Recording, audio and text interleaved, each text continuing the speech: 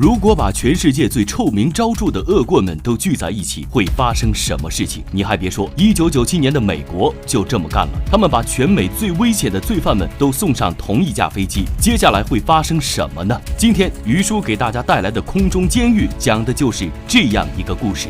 凯奇是个刚刚退役的美国突击队士兵，老婆怀孕了。这一天在酒吧里，几个小混混对老婆出言不逊。凯奇本来没打算理他们，但是这几个小混混不依不饶，还拦着不让他们回家。怎么办？凯奇只好出手了。不料无意间打死了其中一个混混，他因此要坐7到10年的牢。在监狱里，凯奇每天坚持锻炼身体，瞧着身板练的。不久之后，他的女儿出生了，和女儿通信成为了他生活里的唯一动力。转眼7年过去了，由于表现良好，凯奇获得了假释机会。为了赶在女儿生日那天亲手给她送上生日礼物，凯奇搭了个便机。好室友小黑因为要转移监狱，也和他一起出发了。可凯奇怎么也没想到，他们乘坐的这班飞机并不是一架普通的飞机，这架飞机上运送的是全美最危险的罪犯，有连环杀人犯、强奸犯，还有大毒枭。特别危险的几个被锁在铁网单间里，这些十恶不赦的罪犯全凑一块儿，这一趟旅途注定不会太平。飞机刚起飞，囚犯中的老大光头就开始行动了。他抽出埋在手掌里的铁丝，趁狱警不注意打开了手铐。另外一个手下居然从胃里扯出了一根火柴和一小袋油，看着旁边的炮灰说：“说着将油洒在了人家身上，点燃火柴丢了过去。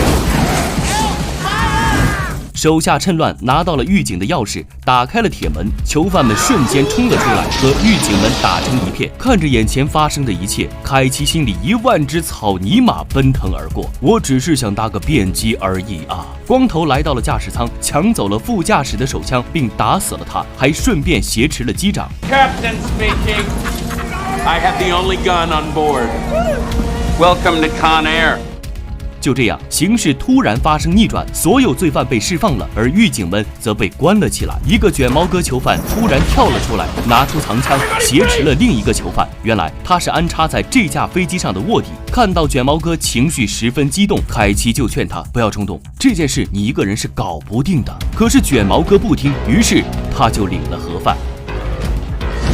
按照原计划，飞机要在中转机场降落交接囚犯。那么现在问题来了，原本需要在中转机场下机的几个囚犯，在暴乱中都领了盒饭，怎么办？为了不暴露自己，光头决定在剩下的囚犯中选几个来代替他们。凯奇和好基友小黑本想趁机下去，但是他们要的是白人囚犯，小黑就被留了下来。而小黑有糖尿病，需要在短时间内注射胰岛素救命。为了保护小黑，凯奇也决定留下来。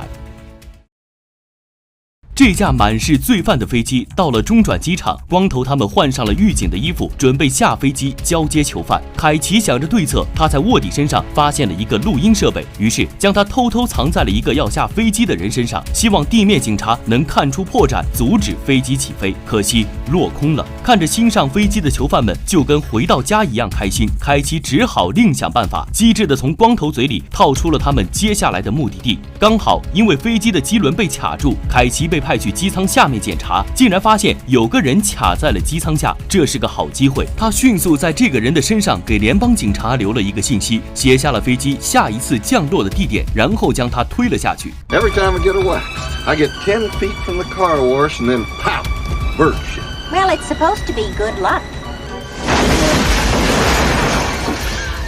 地面上负责此次任务的是联邦警察小白，他得知光头原牢房搜出了一张飞机平面图，也发现了凯奇送出的录音机，立即带人赶到了中转机场。可惜他们晚了一步，飞机刚好起飞了。小白在调查中发现了凯奇曾经是美军突击队员，已经获得了假释，这次上飞机是要回家。录音机和下一个降落地点的消息应该是他发出的。小白觉得凯奇是他们的盟友，但令他费解的是，为什么凯奇有机会下飞机却没有下呢？小白决定前往飞机下一个降落点一探究竟。他飞车来到这个荒无人烟的废旧机场，先埋伏了下来。不久之后，飞机也到了，降落的并不太顺利，飞机头被卡在了土里。小黑因为没有及时注射胰岛素，站都站不起来了。凯奇决定下飞机去帮他找针管，趁着别人都在铲土挖飞机的时候，凯奇偷偷进入了一个急救舱。小白看见了，也跟了上来。小白立即表明了身份，说我知道你是我的盟友，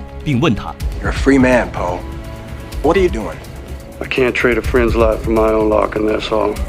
凯奇转身就要离开，小白见状赶紧说 Spoke to your wife. 听到家人的消息，凯奇果然停了下来。 If you talk to my wife again, you tell her I love her. She's my hummingbird. But I couldn't leave a fallen man behind. I'm gonna save the fucking day. 警察赶到了，迎接他们的是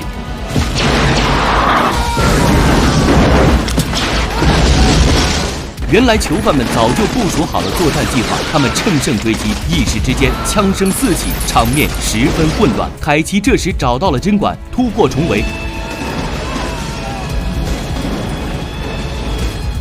回到飞机上给机友注射胰岛素，还顺便用绳子把飞机捆在了地面上。警方支援源源不断的过来，眼看着即将招架不住警方的火力，光头赶紧让人起飞，可死活飞不上去。原来是飞机被绳子绑住了，光头赶紧开枪射穿了石头，这才顺利起飞。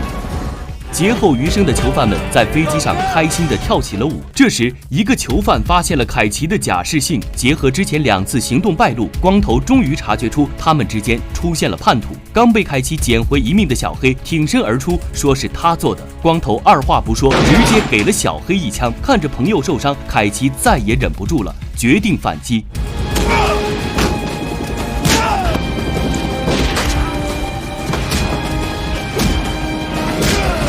他径直走到了驾驶舱，关闭了舱门，看着下面灯火通明，正是赌城拉斯维加斯。凯奇决定让飞机降落在这里。飞机上的一个引擎已经失效，想要降落只有一个办法：紧急迫降。早早接到消息的警察已经赶到了现场，等到飞机一停，他们就迅速包围了上去，将这些囚犯一一逮捕。你以为故事到这里就结束了吗？燃爆动作戏还没完呢！光头还没有被抓住，他趁乱爬上了一辆消防车逃走了。凯奇和小白看到后，立刻心照不宣地骑上摩托追了上去。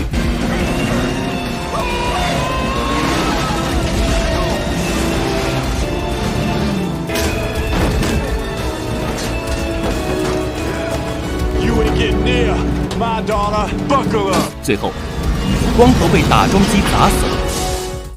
凯奇终于在人群中看到了妻女，这是父女俩第一次相见。他把生日礼物送给了女儿，一家人紧紧拥抱在了一起。这部《空中监狱》是尼古拉斯·凯奇早年的巅峰之作，里面的大场面制作放在现在也十分出彩。喜欢的朋友可以去看看。好了，今天的节目就到这里，我是独立鱼，记得点赞关注，陪你看电影。